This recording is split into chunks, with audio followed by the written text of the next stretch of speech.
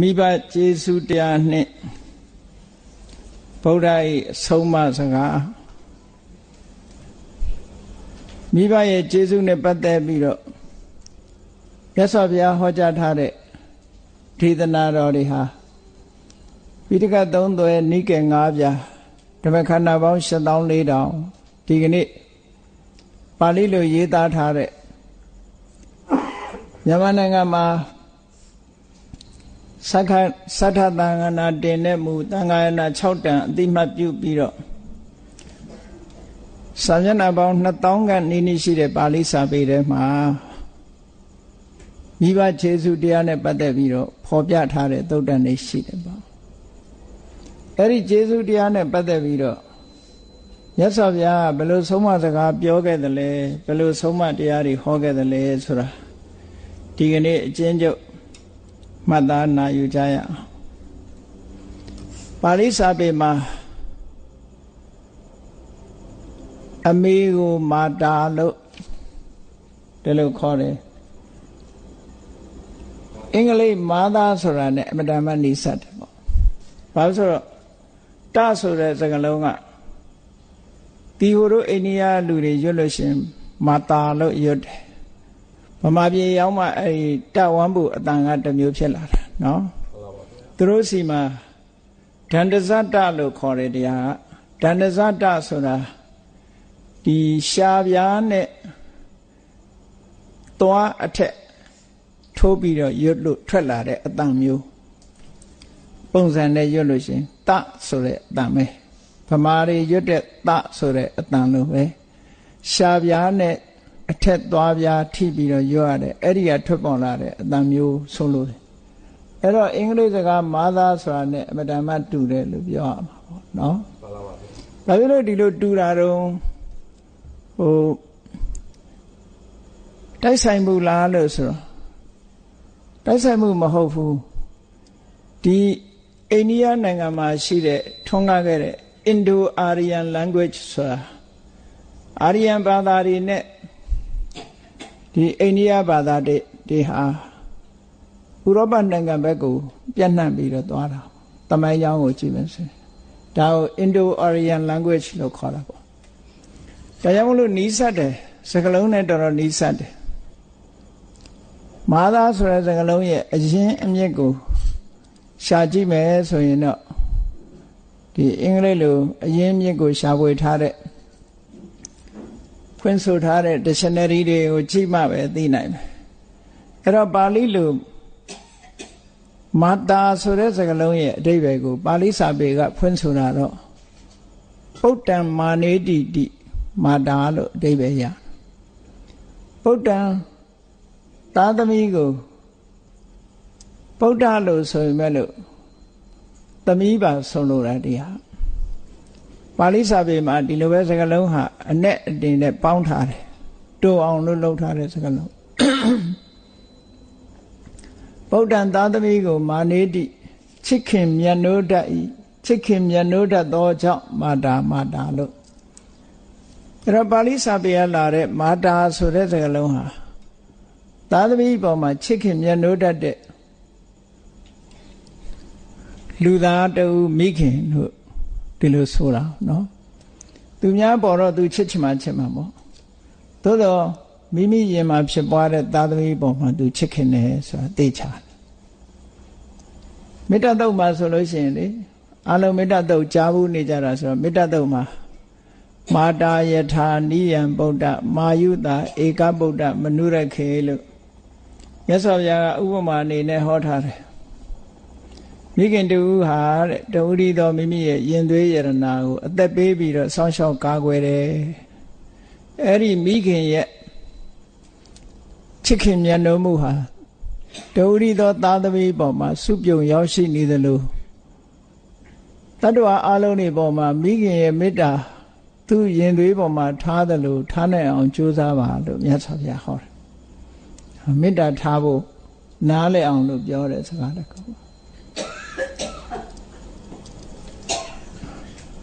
အဲ့တော့မာတာဆိုတဲ့စကားလုံးရဲ့အဓိပ္ပာယ်ကအမတန်မှနှစ်သက်စရာကောင်းတယ်ပေါ့သာသမီပေါ်မှာ ချစ်ခင်မြတ်လို့တလို့မာတာလို့ခေါ်တာတခါပိတာဆိုတဲ့စကားလုံးရဲ့အဓိပ္ပာယ်ပိတာလည်းပနဲ့ဖဆိုတာအလွန်နီးတာပဲတခါပကိုဖလို့ရွတ်တာရှိတယ်ပေါ့ဒါကြောင့်မို့ father ဆိုတဲ့အင်္ဂလိပ်စကားနဲ့နီးပြန်ရောသူလဲတော်ထူးဆန်းတဲ့ဒီစကားလုံးတွေကလူသားတွေကတစ်ချိန်တစ်ခါတုန်းကလူသားမျိုးနွယ်တွေဟာအနေဝေးသွားကြလို့ဘာသာစကားတွေဝေးကွာသွားတယ်အရင်ကဖြစ်တဲ့အမေအဖေခေါ်တာကြတော့တော်ကိုနီးစပ်ကြတယ်ပေါ့မြန်မာလူမျိုးတွေကအမေလို့ခေါ်တယ်လို့ဘုန်းကြီးတို့တီဟိုနေတဲ့အခါကျတော့တီဟိုကသားသမီးတွေကသူတို့အမေကိုအမေလို့ခေါ်တယ်ဒီကတော့ပေါ့ခေါ်လိုက်တာအမေလို့အမေလို့ခေါ်တယ်ဟိုကအမေလို့ခေါ်တယ်အဲ့ဒါလောက်ပဲကွာတယ်နော်ပါဠိမှာလည်းပဲအမဆိုတဲ့စကားလုံးရှိတယ်အဲ့တော့တရုတ်စကားမှာလည်းပဲအမဆိုတာရှိသေးတာပဲနော်အမေကိုပြောတာလေအဲ့တော့ဒီ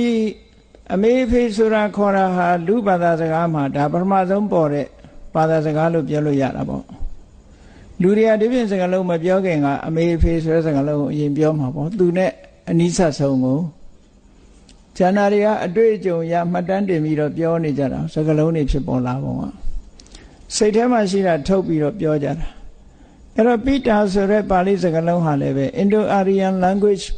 ဆိုတော့ father ဆိုတာပိတာကလာတယ်လို့ပြောလို့လည်းရတာပဲသူ့ရဲ့ definition ကိုတော့ပါဠိစာပေမှာဗုဒ္ဓံပါတိရက္ခတိတိပိတာမိမိရဲ့သားသမီးကိုစောင့်ရှောက်ကာကွယ်တတ်တယ်ဟုတ်တယ်လူအဖွဲ့အစည်းထဲမှာဆိုရင်အမေကချစ်ခင်မြတ်လို့တဲ့အဖေရဲ့တာဝန်ကကာကွယ်စောင့်ရှောက်တယ်ပေါ့ဒါတကယ်လူအဖွဲ့အစည်းထဲမှာအဖေလုပ်တဲ့ပုဂ္ဂိုလ်ကဘေးကအန္တရာယ်ကိုကာကွယ်စောင့်ရှောက်ရတာမိခင်လုပ်တဲ့ပုဂ္ဂိုလ်ကချစ်ခင်မြတ်လို့ပြီးသားသမီးနဲ့အတူနေတာအဖေဆိုတာအတူနေကြမှနေမယ်သို့တော့အန္တရာယ်မရောက်အောင်သူကဥဆောင်ပြီးတော့ကာကွယ်ဆောင်ရှောက်ရတယ်အဲ့ဒါလို့လူသားတယောက်လူဘဝရောက်လာတဲ့အခါမှာပထမဆုံးတွေ့ရတာတော့အမေနဲ့အဖေပဲပေါ့ဇဏတွေကနောက်မှတွေ့တာလေအဲ့တော့အခုလူသားမျိုးနွယ်တယောက်လူလောကရောက်လာတယ်ဆိုတာကောင်းကင်ဘုံကနေခုန်ဆင်းပြီးတော့ရောက်လာတာမဟုတ်ဘူးမိခင်ရဲ့ဝမ်းထဲမှာတရေတီးပြီးတော့မှရောက်ရှိလာကြတယ်အဲ့တရေတီးပြီးတော့ရောက်ရှိလာတဲ့အခါမှာဘုရားတရားတော်အရမြတ်စွာဘုရားကလူသားလို့ပဲအချိန်ကစပြီးတော့သတ်မှတ်တုံဆိုလို့ရှိရင်မိခင်ရဲ့ဝမ်းထဲမှာပထမဆုံးတရေစိတ်ကလေးပေါ်တဲ့အချိန်လေးကိုကလလလို့ခေါ်တယ်ကလလရေကြီးဆိုတာအမတန်သေးတဲ့အဆက်အပြောက်ကလေးမိုက်ခရိုစကုပ်ထဲမှာကြည့်လို့ရတဲ့ substance ပေါ့အဲ့ဒါလောက်ထအောင်သေးတယ်ပေါ့မိုက်ခရိုစကုပ်ထဲမှာကြည့်လို့ရတယ်အဲ့ဒီအသေးလေးထဲမှာဒီလူတွေရဲ့ဘဝဟာစတင်ခဲ့အဲ့လိုစတင်တဲ့အခါမှာကံတရားရဲ့စွမ်းအားနဲ့အဲ့ဒီကလလလို့ဆိုတဲ့ရေကြီးလေးဖွဲ့စည်းပြီးတော့တီးနေတာပရိသေစိတ်ရှိတယ်အဲ့ဒီစိတ်နဲ့ရှင်တွဲလာတဲ့စိတ်ကိုမှီဖြစ်တဲ့နံတရားတွေရှိတယ်အခြေခံယုံမျိုးစိတ်က30ရှိတယ်30ဆိုတာခန္ဓာကိုယ်ရဲ့အခြေခံဖြစ်တဲ့ကာယ body ရဲ့အခြေခံဖြစ်တဲ့ယုတ်က10ယုတ်10ခုအမှန်တန်သေးပြီမဲ့လို့သူ့ရဲ့ဒီသဘာဝတရားတွေဟာပြည့်စုံတယ်10မျိုးလို့ခွဲလို့ရတယ်နောက်တစ်ခါခန္ဓာကိုယ်ရဲ့အသက်သုံးဖို့သွေးသားဖြန့်ဖြူးဖို့တဲ့အမတန်မှအရေးပါတဲ့နှလုံးသားနဲ့ပတ်သက်တဲ့ယုတ်က10ခုပြီးတဲ့အခါကျတော့ဖိုမျိုးစိတ်မာမျိုးစိတ် femininity masculinity လို့ခေါ်တယ်ဖိုမျိုးစိတ်မာမျိုးစိတ်ယုတ်က10ခုအဲယောက်ျားဆိုလို့ရှိရင် masculinity ယုတ်30ယုတ်10ယုတ်မျိုးသမီးဖြစ်မဲ့ပုဂ္ဂိုလ်ဆိုလို့ရှိရင် femininity ယုတ်က10ယုတ်အလုံးပေါင်းလိုက်တော့ကလလရေကြီးဆိုတဲ့အဲမှာ material quality 30ရှိတယ်လို့တွေ့ရခန္ဓာကိုယ်အဲ့ပထမဆုံးမှာ embryology မှာကြည့်ရင်လည်းပဲဒီပုံစံနဲ့ develop ဖြစ်လာတာပဲအဲ့တော့မြတ်စွာဘုရားကဒီဟာကိုလွန်ခဲ့တဲ့နှစ်ပေါင်း2500ကတည်းကဟောခဲ့တာဒီကနေ့သိပ္ပံဆရာတွေတောင်မှပဲအံ့ဩတုန်လှုပ်အံ့ဩသွားကြတယ်ဒီလိုဟောတာဘာလို့အံ့ဩသွားလဲဆိုဘုန်းကြီးတို့ဘာလင်မြို့မှာအဘိဓမ္မာသင်္นานတော်ပို့ချတော့ဂျာမန်ကြီးတယောက်ကဘေးကုန်းမေးကျင်တယ်ဆိုပြီးတော့ချိန်သီးတန့်တောင်းပြီးတော့ဘုန်းကြီးစီလာပြီးတော့မေးကုန်းမေးတယ်အဲ့သူမေးကုန်းမေးတဲ့ထဲမှာဒီ embryology နဲ့ပတ်သက်တဲ့မေးကုန်းလေးတွေမေးတော့ဒါမြတ်စွာဘုရားကိုယ်တိုင်ကလွန်ခဲ့တဲ့နှစ်ပေါင်း2500ကလူဘဝစတင်လာပုံကိုပထမံကလလံဟောတိကလလာဟောတိအဘုဒ္ဓံအဘုဒ္ဓံဇာယတိပေတိနိဗ္ဗတတိခနောဆိုပြီးတော့မြတ်စွာဘုရားဟောထားတာရှိတယ်လို့ဟောတာကတော့လူသားကိုဟောတာမဟုတ်ဘူးလို့ဘလူးတကောင်ကမေးခွန်းလာမေးလို့နတ်ဘလူးတကောင်ကိုဟောတဲ့တရားစကားပဲလို့လူရဲ့ဘဝဟာကလလရေကြီးကစပဲကလလရေကြီး9ရက်ပြည့်တဲ့အခါကျတော့ပထမံကလလံဟောတိကလလဟောတိအဘုဒ္ဓအဲ့ဒီရေကြီးလေးကအမြုပ်ကလေးတွေဖြစ်လာတယ်ဒါ embryology မှာပုံပြထားတာတွေနဲ့တစ်ထပ်သေးလို့ပဲကြားတယ်နော်အဘုဒ္ဓဇာတိပေတိဆိုပြီးတော့အနှစ်ကလေးဖြစ်လာတယ်နောက်တတိကလေးလို့အနှစ်ကလေးဖြစ်လာနောက်တစ်ပတ်နဲ့သွားတာသူကတခုကိုတစ်ပတ်အချိန်ထားတယ်ယတတ္တတပတ်စီကလလကယတတ္တတပတ်အဘုဒ္ဓကယတတ္တတပတ်ပေတိကယတတ္တတပတ်အပေတိနိဗ္ဗတတိခနောဆိုပြီးတော့အတုံးခဲလေးပြပြပြင်းဖြစ်လာတယ်ခဏပတာခာဇာယန္တိအဲ့ဒီအတုံးခဲလေးဖြစ်လာတဲ့နေရာမှာပတာခလို့ခေါ်တဲ့ခက်မ၅ပြားဘူးလေး၅ခုထွက်လာတယ်ဘူးလေး၅ခုဆိုတာလူမှာအတက်ကလေးတွေပေါက်လာမှာခေါင်းပေါက်မဲ့နေရာရှိတယ်လက်နှစ်ဖက်ပေါက်မဲ့နေရာရှိတယ်ခြေနှစ်ခုပေါက်မဲ့နေရာအမြည်တော့မပါဘူးအဲ့ထဲမှာနော်တိရစ္ဆာန်ဆိုရင်တော့အမြည်ပါမှာပေါ့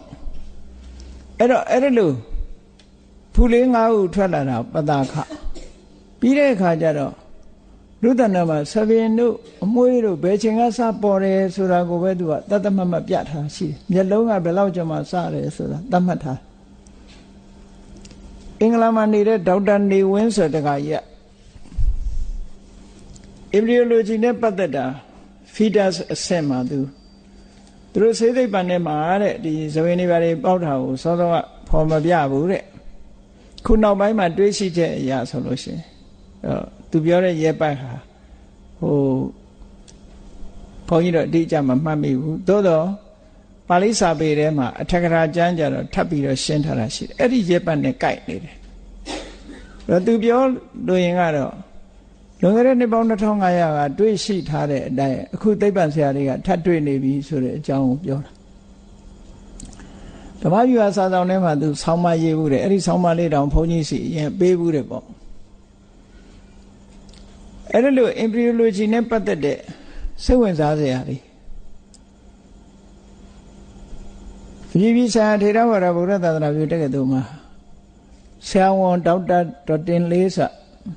အမျိုးသမီးတယောက် PhD တန်းလုပ်နေတယ်ဘုန်းကြီးတော့သူ့ကိုအဲ့ဒီ embryology နဲ့ပတ်သက်ပြီးရေးပါလို့ Buddhist perspective နဲ့ Buddhist view အရာအဲ့ဒီအကိုကားထောက်ထားတွေနဲ့ embryology in Buddhist perspective ပေါ့အဲ့ဒီပုံစံမျိုးသူရေးဖို့တင်ပြဖို့ပြောထားတယ်အခုရေးနေပြီးတော့ပြီးလို့နေအဲ့တော့ဒါတွေကစိတ်ဝင်စားစရာအလွန်ကောင်းတယ်လူသားတွေဟာဒီလိုကစတင်လာတာအဲ့တော့ပြောချင်တာကတော့မြတ်စွာဘုရားကလူသားလို့သတ်မှတ်တာဘယ်ချိန်ကစသတ်မှတ်လဲလို့ဆိုကလလရေကြီးအခိုက်ကစသတ်မှတ်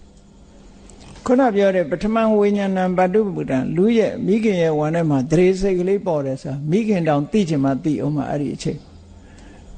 ကလူသားယဟန်နေအနေနဲ့အဲ့ဒီလိုလူသားဖြစ်တဲ့ပုဂ္ဂိုလ်ကိုသေအောင်လုပ်မယ်ဆိုလို့ရှိရင်သူကအပြစ်ရှိ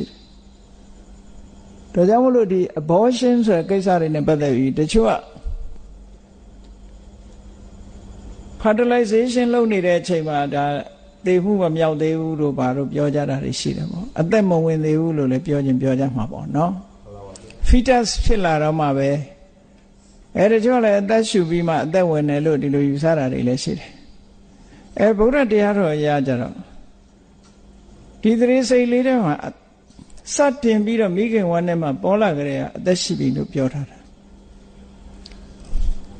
အဲ့ဒါကြောင့်မို့လို့ပါဏာတိပါဒခံထိုက်တယ်လို့အဲ့ဒီအချိန်ကနေစပြီးပါဏာတိပါဒခံရဟန်းနေမှာဆိုရင်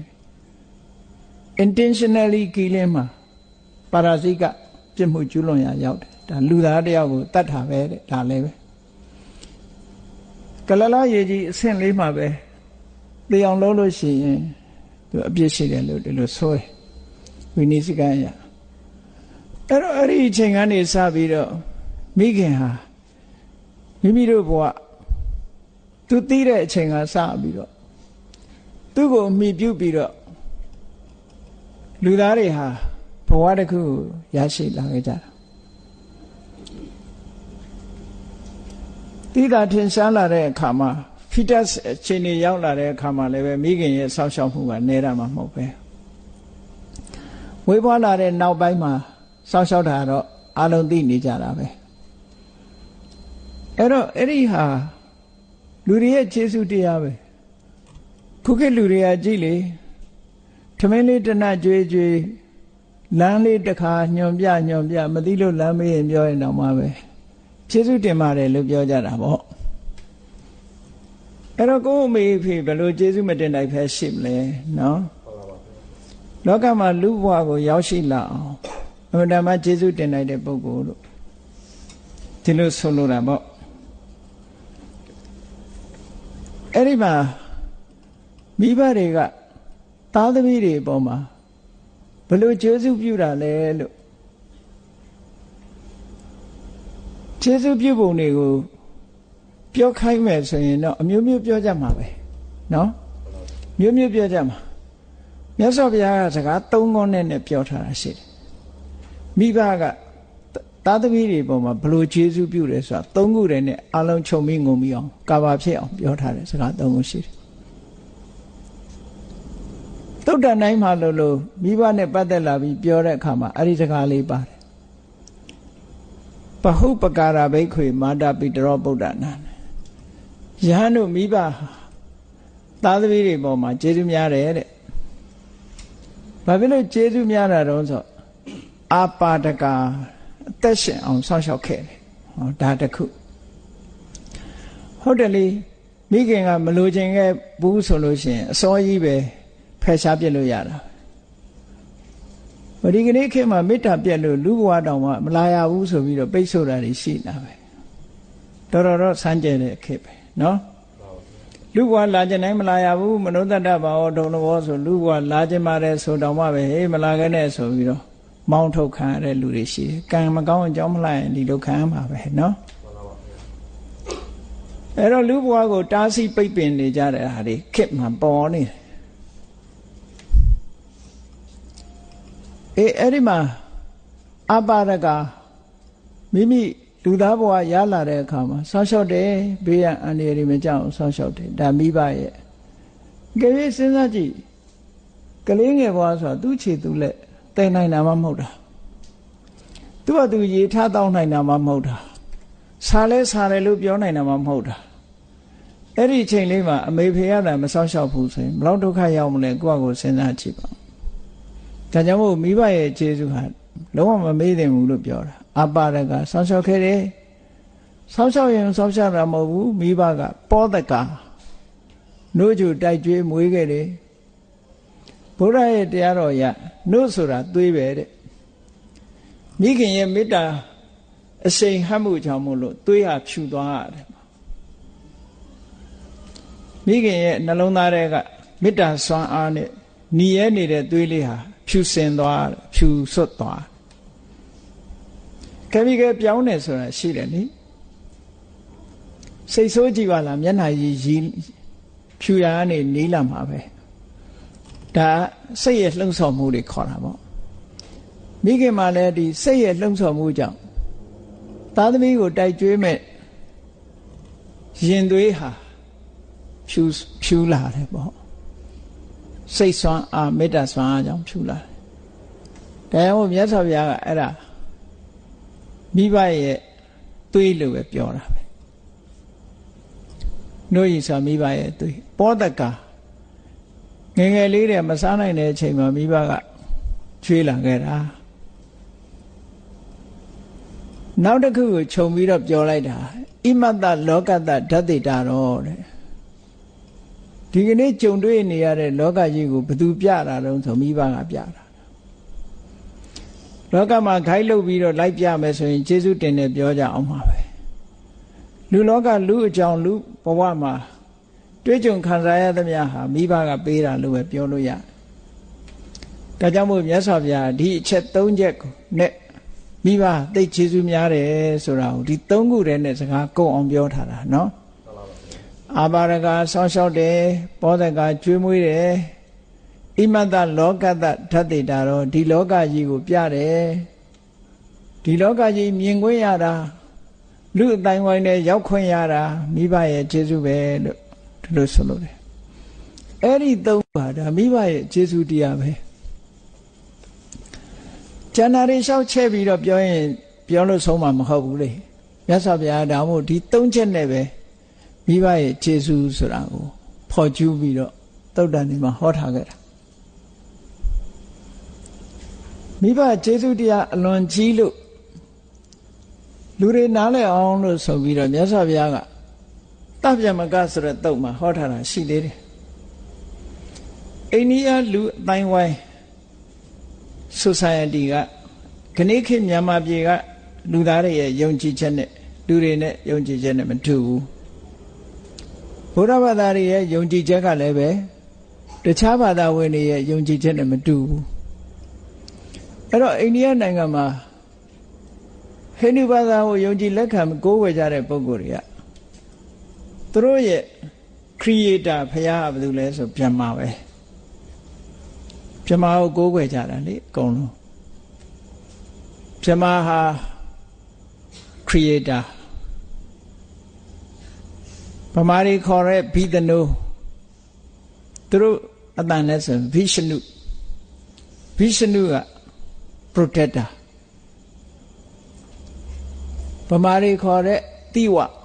သူတို့ခေါ်တဲ့ရှိဗံအဲ့ဒီနတ်က destroyer လို့ creator ရဲ့ protector ရဲ့ destroyer ရဲ့လို့နတ်ဘုရားကြီး၃စုသူတို့ကအဓိကဘုရား၃စုရှိတယ်အဲ့ဒီအဓိကဘုရား၃စုကိုတတန်နဲ့တောင်းတတဲ့အနေနဲ့အောင်ဆိုတဲ့စကားလုံးကိုရွတ်တာဗြဟ္မာရဲ့အဆုံးလုံးကအဘိရှနုရဲ့အဆုံးလုံးကဥရှိဗံရဲ့အဆုံးလုံးကမအဥမဆိုတဲ့အခရာ၃လုံးကိုပေါင်းရွတ်တဲ့အခါအောင်ဆိုတဲ့အတန်ထွက်တယ်အဲ့ဒါဟိန္ဒူတွေမှာနော်သူတို့မှာရေးပြီးတော့အန္တရာယ်ကင်းတို့မန္တန်တွေပါရွတ်တဲ့ခါရွတ်တာတို့တို့ရွတ်ကြတယ်အဲ့ဒါကိုဗမာတွေကအတိတ်ပဲမသိဘဲနဲ့လိုက်ရွတ်နေကြဟောမသိရင်တော့မလုပ်သင့်ဘူးပေါ့ဘာဆိုလို့မှလည်းမသိပဲနဲ့နော်အဲ့ဒါတည်းဆိုတာခုခေတ်နိုင်ငံခြားလာတဲ့အင်ကြီးတွေမှာစာတန်းတွေဟိုထိုးတီထိုးထားတာတွေကိုမသိပဲနဲ့ဝတ်ဘာရေးထားမှလည်းမသိဘူးဒါကြတရားခံဖြစ်နေခက်အဲ့တော့အဲ့ဒီမှာဗြဟ္မာရဲ့ဘိသနုရဲ့စိဝရဲ့အဲ့ဒီမှာမြတ်စွာဘုရားသူတို့အဓိကကိုးကွယ်တာဗြဟ္မာကိုကိုးကွယ်တာအိန္ဒိယလူမျိုးတွေဟိန္ဒူတွေကဗြဟ္မာကိုးကွယ်တာအဲ့ဒါကိုမြတ်စွာဘုရားကလူသားတွေကိုနားလည်အောင်ဟောတယ်ဗြဟ္မာဆိုတာတတ္တဝါတစ်ခုပဲသူကသူသမထကျင့်စဉ်ကျင့်ပြီးတော့သူဘဝတစ်ခုရထားတာကောင်းကင်ဘုံမှာသူကသူနေတာပဲကိုလည်းလုပ်ရင်ရတာပဲကိုလည်းဗြဟ္မာဖြစ်နိုင်တယ်အကျင့်တွေရှိတယ်လမ်းကြောင်းတွေရှိတယ်ကိုလို့ရအတူတကိုးကြီးတကိုးရှင်ကြီးဖြစ်လူတွေကလက်ခံပြီးတော့သူဖန်ဆင်းတယ်ဆိုတာaccidentally လူတွေယုံကြည်သွားတာအမှန်တော့မဟုတ်ဘူးဖန်ဆင်းရှင်ကကိုယ်တိုင်ပဲဟုတ်တယ်လေကိုစားချက်လို့ကိုရတာပဲဘွဲရတယ်ဆိုတော့ဘယ်သူကလာပေးတာလိုက်လို့ ဒါပဲခုခေတ်တော့ပေးတာတွေရှိကောင်းရှိမယ်နော်ကိုကြိုးစားမှအသိပညာ qualification ကတော့ certificate ကတော့ရကြရမှာပေါ့ qualification ကတော့ကိုယ်တဏ္ဍာမှာရှိတာပဲဒါသိကြတာပေါ့သူများလာပေးလို့ပဲရအဲ့ဒါကြောင့်မို့နောက်ပိုင်းကျတော့အိန္ဒိယနိုင်ငံမှာလည်းဗြဟ္မာနဲ့လိုက်ရင်းနဲ့နောက်ဆုံးမှသူကအဟမသမိဗြဟ္မာ I am ဗြဟ္မာဆိုပြီးတော့ဖြစ်လာတဲ့ဥပနိရှတ်အတွေ့ခေါ်ကြတယ်ခါကြဗြဟ္မာဟာဘယ်သူမှမဟုတ်ငါပဲလို့ဖြစ်လာတဲ့နောက်ပိုင်းမှာဥပနိရှတ်အတွေ့ခေါ်မှာအသိဉာဏ်လိုက်စားလာတဲ့အခါကျတော့ဟိုကောင်းကင်ဘုံကကိုယ်နဲ့မဆိုင်ဘူးဆိုတော့တဖြည်းဖြည်းနားလဲလာကြတာပေါ့နော်အဲ့ဒီမှာမြတ်စွာဘုရားကလည်းလူသားတွေရဲ့ယုံကြည်ချက်နဲ့ပတ်သက်ပြီးတော့ဆုံးမဩဝါဒပေးတာရှိတယ်ဗြဟ္မာကိုယုံကြည်တဲ့လူတွေအတွက်ဗြဟ္မာဆိုတာအင်္ဂလိပ်လိုပြန်ရင်တော့ခေါ်ပဲပေါ့ခေါ်လို့ပဲပြန်မှာပဲဒါပေမဲ့အိန္ဒိယနိုင်ငံမှာဗြဟ္မာလို့ပဲသုံးတယ်မြတ်စွာဘုရားကအဲ့ဒီမှာဗြဟ္မာဆိုတာမင်းတို့နဲ့ပတ်သက်တဲ့ဗြဟ္မာဆိုတာမိဘကိုပြောတာ Mother or parents are God parents are God လို့ဒီလိုသုံးခဲ့တာမြတ်စွာဘုရားကနော်ဘာလို့လဲဆိုဗြဟ္မာတိမာတာပိတရောတဲ့မိဘနှစ်ပါးကိုပဲဗြဟ္မာလို့မြတ်စွာဘုရားအမှန်တရားဘက်ကိုဥလှည့်ပြီးတော့ပေးခဲ့တယ်ဟေ့ဗြဟ္မာဆိုတာသူကသူတတ္တဝါအနေနဲ့ရှိရင်ရှိမယ်ကိုယ်နဲ့မပတ်သက်ဘူးကိုယ့်ရဲ့ဗြဟ္မာဟာအမေဖေပဲဒီလိုဆိုလိုတာပေါ့နော်ဒါမို့ mother is a god father is a god ဒီလိုဆိုလိုတယ်အဲ့တော့မြတ်စွာဘုရားကဒါတိတိလေးလဲဟောခဲ့တာပဲအမေဖေနဲ့အတူလုပ်ပြီးတော့အမေဖေကိုပူဇော်ပတ်သက်အမေဖေကိုရိုးရိုးသေးသေးနေတဲ့ပုဂ္ဂိုလ်တွေဟာဒါဗြဟ္မာနဲ့အတူနေတယ်ခေါနဲ့အတူနေတယ်လို့ပဲပြောရမယ်ဒါအိန္ဒိယလူနေမှုစနစ်အရာမြတ်စွာဘုရားအတွေးခေါ်ပြောင်းခိုင်းတာပဲနော်သို့သောလူတွေကဒါလွယ်လွယ်နဲ့တော့ပြောင်းလို့တော့မရဘူးလူတွေရဲ့ဒီ view ဆိုတာတော်တော်ခက်တယ်အယူဆတစ်ခုအမြင်တစ်ခုဟာလွယ်လွယ်နဲ့ပြောင်းသွားမှာတော့မဟုတ်ဘူးပေါ့မဟုတ်မှန်းသိပေမဲ့မလွတ်နိုင်ဘူးလူသဘောဟာနော်မဟုတ်မှန်းတော့သိတယ်ဒါပေမဲ့ညင်းပယ်နိုင်လားဆိုညင်းပယ်နိုင်ခြင်းကမစွမ်းနိုင်ဒီကနေ့ခေတ်မှာလေသိပ္ပံတလောက်တိုးတက်နေမဟုတ်မှန်းသိကြမှာပဲမသိပဲတော့မနေဘူးသို့တော့ညင်းပယ်နိုင်သလားဆိုမညင်းပယ်နိုင်ဘူးဘာသာတရားနဲ့ပတ်သက်လာလို့ရှိရင်follow လုပ်နေကြတာပဲအကုန်မစင်စားရဘူးဘာသာတရားနဲ့ပတ်သက်ပြီးဘာကြောင့်လို့ဆိုကြောက်တာကြောက်လို့ဒီလိုဖြစ်တာအဲ့တော့ယုံကြည်ချက်ဆိုတဲ့အပေါ်မှာကြောက်စိတ်ကလွှမ်းမိုးလာလူတွေရဲ့ဘာသာတရားစပြီးတော့ပေါ်လာတာကိုကကြောက်လို့ပေါ်လာအကြောက်တရားကိုကာကွယ်ဖို့ရအတွက်ကိုယ်ွယ်ရာတွေရှားလာကြတာလေတဘာဝရဲ့အင်အားစုကြီးတွေဒီ forces ကြီးတွေဆိုတာဥပမာမုန်တိုင်းကြီးတိုက်တယ်မိတောင်ကြီးတွေပေါင်ကွဲတယ်ဟောပင်လယ်လိုင်းလုံးကြီးတွေဆူနာမီကြီးတွေတက်လာတယ်မိုးချိန်းတယ်မိုးကြိုးပစ်တယ်ကြောက်တယ်ကြောက်ပြီးတော့တွေးမိတွေးရတွေးတာဒါနတ်ဖျားခေါင်းအစိတ်ဆိုးတာဖြစ်မယ်သူတော့ပူဇော်မှဖြစ်မှာကိုကနေပြီးတော့ထိုင်ပြီးတော့ရှ िख ိုးလိုက်တဲ့အချိန်ဟိုကသူ့ဟာသူအကြောင်းကုန်လို့ငြိမ်သွားတဲ့အချိန်နဲ့သွားတိုက်ဆိုင်တော့ကဲငါလှုပ်တာဟိုကလက်ခံသွားပြီ accidentally အဲ့ဒါလို့ဖြစ်တာပါအဲ့ဒါလို့ဖြစ်တာနောက်တစ်ချိန်ရှ िख ိုးရင်ပြောင်းချင်မှပြောင်းပါနော်အဲ့တော့ယုံကြည်ဖို့ဆိုတာတော်တော်ခက်တယ်ဒါဟုတ်ဘုန်းကြီးတို့က tourist guide လုပ်တဲ့လူတွေပြောထားတခါတော့မက္ဆီကိုကအမျိုးသမီးတွေဘုရားဘာသာဖြစ်စားတယ်မက္ဆီကန်လူမျိုး30လောက်ရောက်လာတော့အမျိုးသမီးတယောက်ကသူမကြေတတ်တာလေးကိုမေးတယ်မေးခွန်းမေးပြရစေဆိုပြီးမေးကြသူမေးတာဘာတော့ဆိုသူမန္တလေးမဟာမြတ်မုနီဘုရားကြီးတဲ့ဝင်လာတော့သူစိတ်ထဲမှာမကြေမနက်တဲ့ဆိုင်းဘုတ်ကလေးတစ်ခုတွေ့လာတယ်အမျိုးသမီးမဝင်ရဆက်ဆိုင်းဘုတ်သွားတွေ့တော့ကျင့်တတ်ဘူးဒါဗုဒ္ဓဇင်လားတဲ့ဗုဒ္ဓဘာသာဒီလိုခွဲခြားလုပ်သလားလို့မေးတာ is it this Buddhism Buddha discrimination လုပ်သလားလို့ဆိုဘုန်းကြီးကတော့သူတလုံးနဲ့ပဲဖြေတာ this is not Buddhism this is a tradition ဒါတို့ရဲ့ tradition မှာ Buddhism နဲ့မဆိုင်ပါဘူးလို့မြတ်စွာဘုရားကအမျိုးသားတွေယဟန္တာဖြစ်ပြီးတော့အသိဉာဏ်တွေ enlightenment ကိုရနိုင်တယ်လို့အမျိုးသမီးတွေလည်းရနိုင်တာပဲဒီဘက်မှာခွဲခြားတာမရှိဘူးမျိုးသမီးရတဲ့တရားနဲ့အမျိုးရဲ့သားရတဲ့တရားအထူးခြားတယ်လို့တစ်ခါမှဟောတာမရှိဘူးဒါလူလောက society ကခွဲခြားတဲ့စနစ်တွေပါလို့ဘုရားအနေနဲ့ခွဲတာမဟုတ်ပါဘူးလို့အပြောတော့သူကျေနပ်သွားသို့တော့ guide လုပ်တဲ့လူကဘာပြောတော့ဆိုထမိန်တွေနဲ့ဖျားရှိမှမသိတော်လို့ဆိုပို့ဆိုးသွားတာသူတို့မှထမိန်ရဲ့လုံကြီးရဲ့ရှိတာမှမဟုတ်တာတီဟိုမှာဆိုရင်ထမိန်တော်မှခေါင်းပေါင်းသေးတယ်အမျိုးသမီးဝတ်တဲ့ထမိန်ခေါင်းပေါင်းပြီးတာဒီကိုယ်တိုင်မြင်ခဲ့တာပါအမျိုးသားတွေဗမာပြည်မှာသာခွဲခြားနေပါလေလုံနေတယ်ဟိုအမြင်ချင်းမတူတာကိုပြောတာပါသူတို့မှခေါင်းရင်ချီရင်မရှိဘူးလက်နဲ့ပြတယ်လို့ပဲခြေထောက်နဲ့လည်းပြတာပဲဗမာကျတော့ခြေထောက်နဲ့ပြရင်သိရိုင်းတယ် impolite နော်သိရိုင်းတယ်လို့ထင်တယ်သူတို့ကျတော့ခြေထောက်နဲ့လက်တူတူပဲကိုပိုင်နာကြီးပဲနှစ်ခုစလုံးအထက်နဲ့အောက်ကပြောင်းရင်ပြောင်းရတာပဲလေဘာမှမထူကိုယ်ခန္ဓာကိုယ်ထဲမှာရှိတာလေးကြီးပဲအဲ့တော့ဒါတွေကအယူဆတွေပဲ tradition တွေပဲလို့ဒီလိုခွဲခြားပြီးတော့သိဖို့လိုတယ်နောက်ကြိုက်ထီးရုံးမှာတခါပြောကြမျိုးသမီးတွေဘာလို့မဝင်ရတာတော့မျိုးသမီးတွေတဲ့ဟာမိုးချိန်ပြီးတော့မိုးကြိုးပြစ်တတ်တယ်ဘာညာနဲ့ဟိုဝင်သွားတော့မိုးကြိုးကမပြစ်တော့ခက်နေဟိုကိုပြောတာတွေအလကားဖြစ်တာပေါ့မဟုတ်ဘူးပြောလိုက် tradition ဒိုးနိုင်ငံရဲ့ဒါ tradition ပဲအများလိုက်နာရတဲ့ tradition ဆိုတာ reasonable ဖြစ်ချင်မှဖြစ်မှာပေါ့ tradition ရဲ့သဘောကအများယုံကြည်လိုက်သူတို့လည်းရှိတာပဲ tradition တွေကိုယ်နိုင်ငံမှာကိုရှိတာမဟုတ်အဲ tradition လို့ပြောတာဟာမှန်ကန်ဆုံးပဲကြံတဲ့ဟာတွေရှောက်ပြောလို့ရှိရင်မဖြစ်ရင်ဒုက္ခရောက်ကြားဘူးတဲ့အဲ့ဒီဘာဖြစ်တယ်ညာဖြစ်တယ်ဆိုတော့အဲ့ဒီအမျိုးသမီးတယောက်ကနေယောက်ျားလို့ဝတ်ပြီးတော့ဝင်လာတယ်ဘာမှဖြစ်ဘူးလို့ပြောတယ်ကြိုက်ထီကို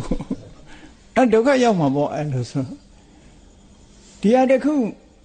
မခိုင်လုံတဲ့စကားတစ်ခုအကြောင်းပြတစ်ခုပြောလိုက်တာနဲ့ကျန်တာတွေပါပြက်ပြက်သွားနိုင်တယ်ဒါတွေကအဲ့ဒါကြောင့်မလို့ဒါတွေက tradition လို့ပဲပြောရမယ် tradition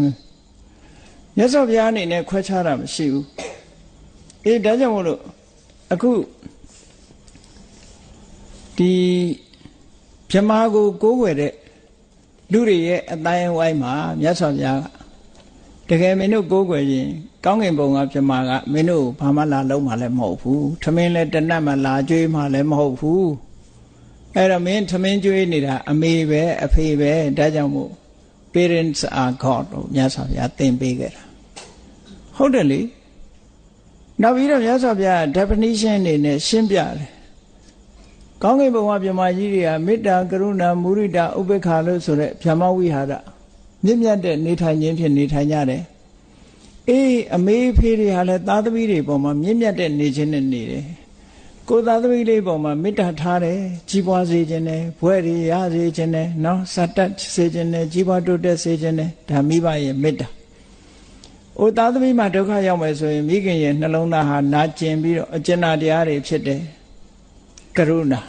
။အော်သားသမီးလေးကဆောင်းဝဲအောင်သွားလို့တဲ့ဘာဖြစ်တယ်ညာဖြစ်တယ်ဘွယ်ကြီးရသွားပြီးကြီးပွားနေပြီဆိုရင်မလေးဝမ်းသာလိုက်တာ။တချို့မိဘများနော်လူကြားထဲမှာထုတ်ကြွားလို့ကိုမပြီးနိုင်ဘူး။မုရိဒတရားတွေဘေးကတော့နားလည်ပေးရမှာပေါ့။သူသားသမီးအကြောင်းတော်ကြောင်းကိုပြောတယ်ဒါပြောသူ့စိတ်ထဲရဲ့ခံစားချက်ကိုထုတ်ဖို့ပြောတာနော်။သားလေးကသမီးလေးကဟင်းလေးတစ်ခွက်ပို့လိုက်ရင်ပြောမပြီးတော့ဘူး။လူကြားထဲမှာဒါသမီးကပေးထားတာဒါသားကပေးတာနဲ့ဆိုပြီးတော့လူကြားထဲမှာဂုံယူပြီးတော့ပြောလို့ရှိကြတယ်။ဒါမိဘရဲ့စိတ်နဲ့စိတ်ထားပဲ။အဲ့ဒါမုရိဒတရားလို့ခေါ်တယ်။သားသမီးကကြီးပွားတိုးတက်သွားလို့သူကသူအလုံးနဲ့အကိုင်နဲ့အစဉ်ပြေပြီးတော့ကိုကဘာမှဆောင်းရှောက်เสียမလိုတော့ဘူးဆိုတဲ့အချိန်မှာမိဘတွေကဥပိ္ပခာဆိုတာဖြစ်တယ်အဲ့တော့အချိန်ပိုင်းလေးနဲ့မိဘတွေကသားသမီးပေါ်မှာမေတ္တာဖြစ်တဲ့အချိန်ရှိတယ်ကရုဏာဖြစ်တဲ့အချိန်ရှိတယ်မုရိဒဖြစ်တဲ့အချိန်ရှိတယ်ဥပိ္ပခာဖြစ်တဲ့အချိန်ရှိတယ် အဲ့တော့ကောင်းကင်ဘုံကမြမကြီးကမေတ္တာကရုဏာမုဒိတာဥပေက္ခပွားတယ်ဆိုလို့ရှိရင်သားသမီးတွေပေါ်မှာပွားနေတဲ့ဒီမိဘကသာတကယ်မြမဖြစ်တဲ့နာပေါ့လို့မြတ်စွာဘုရားဒီလိုဟောတာနော်ဟောနောက်တစ်ခုကမြတ်စွာဘုရားကမိဘဆိုတာဟာတဲ့ပထမဆရာပဲဘဝရဲ့ပထမဆရာကျောင်းသွားမှကျောင်းကလူတွေကကျောင်းကဆရာကျမှဆရာလို့အတိမပြုကျင်တာတကယ်ကတော့ပထမဆရာဟာအမေပဲအဖေပဲတဲ့မိဘနှစ်ပါးဟာကိုယ့်ရဲ့ဘဝမှာပထမဆုံးဆရာပဲအဲ့ဒါကိုဗမာလူကပုဗ္ဗစရိယကိုလက်ဦးဆရာလို့ပြန်ကြတာပေါ့ဘဝမှာပထမဆုံးဆရာပဲဒါကြောင့်မို့လို့သားသမီးမကောင်းမိဘကောင်းလို့ပဲပြောတာပဲနော်တပည့်မကောင်းဆရာကောင်းဆိုတာနောက်ပိုင်းကျမှပြောတာအဲ့တော့သားသမီးရဲ့ပထမဆုံးလူလောကရောက်လာလို့လူပီလာအောင်ယဉ်ကျေးအောင်စတင်သင်ကြားပေးတာမိဘပဲဖြစ်တယ်ဒါကြောင့်မို့မိဘဟာဆရာလည်းဟုတ်တယ်မိဘလည်းဟုတ်တယ်ပေါ့တော့မြတ်စွာဘုရားအဲ့လိုဟောတယ်ဟောနောက်တစ်ခုကြတော့သုတ္တန်တစ်ခုမှတော့ပုဗ္ဗဒေဝတာအိမ်ဥနတ်လို့လဲမြတ်စွာဘုရားကသတ်မှတ်တယ်လောကလူတွေကအိမ်ဥနတ်ဆိုသိယိုသေးကြတယ်ဟောအိမ်ဥနတ်ဆိုလို့ချင်းသိယိုသေးတယ်စာဥစားပြတင်တယ်ငပြောပွဲအုံပွဲမညိုရအောင်ထားတယ်အိမ်ဥနတ်တွေကိုမြတ်စွာဘုရားကအိမ်ဥနတ်ယိုဆိုလို့ရှိရင်ကိုမိဘဟာတကယ်အိမ်ဥနတ်ပဲလို့ဒီလိုဆုံးမပေးတာဟောမြတ်စွာဘုရားမိဘရဲ့ခြေဆုတရားတွေနဲ့ပတ်သက်ပြီးတော့အဲ့ဒီလိုအရာထားပြီးတော့ဆုံးမသွန်သင်တဲ့သုတ်တန်နေပါဠိစာပေမှာအထင်ရှားရှိတယ်ပေါ့အဲ့ဒီမှာနောက်ဘာပြောရမလဲလို့ဆိုရင်အဲ့တော့မိဘရဲ့ခြေဆုတရားကိုပြောတော့ပြောကြတယ်မိဘခြေဆုမြင့်မို့ဦးတို့ဗမာစကားမှာလေမြင့်မို့တောင်တော့ဘယ်သူမှတော့မြင့်မှုတာမဟုတ်ဘူးအကြီးဆုံးတောင်လို့အမြင့်ဆုံးတောင်လို့ပဲမှတ်ထားပေါ့အဲ့ဒီတောင်ကြီးတဲ့မြင့်တယ်လို့တင်စားပြီးတော့သုံးတဲ့စကားတွေပေါ့အဲ့ဒီမှာမြတ်စွာဘုရားဟောထားတဲ့နေရာမှာမိဘကိုကျေးဇူးဆက်တယ်ဆိုတဲ့နေရာမှာကျေးဇူးဆက်ပုံ2မျိုးပြထားတစ်ခု2မျိုးပြထားတယ်ရှိတယ်ဘယ်လောက်ကျေးဇူးဆက်တုံးဆိုအမေဖေကိုချမ်းသာအောင်ထားတာနံပါတ်1ကအမေနဲ့အဖေကိုလက်ဝဲဘက်ပခုံးနဲ့လက်ရဘက်ပခုံးမော့တင်ဒါတော့တာဝန်ယူတဲ့အဓိပ္ပာယ်ကိုပြောတာဖြစ်ပါလိမ့်မယ်နော်အမေဖေကလည်းပခုံးမော့ထိုင်းနေညောင်းမှာပေါ့နော်တခါတလေစားတွေဟာမက်တာဖောင်းလောက်တာရှိတယ်လေတခါတလေတိုက်ရိုက်မယူရဘူးအဓိပ္ပာယ်ကဖះကိုလည်းဖះကအဖကိုလက်ရပခုံးမော်ထားအမိကိုလက်ဝဲပခုံးမော်တင်ထားအသက်တရားရှိတဲ့သားသမီးဟာအသက်တရားလုံးလှုပ်ကြွေးတောင်မကုန်ဘူးဆိုတာဘာလို့မှမလုပ်ဘဲနဲ့အမေဖေကိုပြုစုတောင်မှပဲမိဘကျေးဇူးဟာမကုန်ပါဘူးလို့ပြောတဲ့သဘောမျိုးပေါ့နော်နောက်တစ်ခုကဘာတော့ဆိုရင်ကဘာမြေပြင်တစ်ခုလုံးကိုအစိုးရတယ်ယရနာတွေအားလုံးကိုပိုင်ဆိုင်တဲ့ကဘာမြေပြင်ကြီးတစ်ခုလုံးကိုအစိုးရတဲ့အရှင်သခင်ဘုရင်အဖြစ်မိဘကိုတင်မြှောက်ပြီးတော့ကျေးဇူးဆက်တောင်မှပဲမိဘရဲ့ကျေးဇူးကမကုန်နိုင်ဘူးလို့ဒီလိုပြောတယ်ဒါမကုန်နိုင်တဲ့နည်းတွေတချို့လည်းမိဘကျေးဇူးမကုန်တာကိုဘာနဲ့ပြောကြတော့ဆိုမြတ်စွာဘုရားတောင်မှတဲ့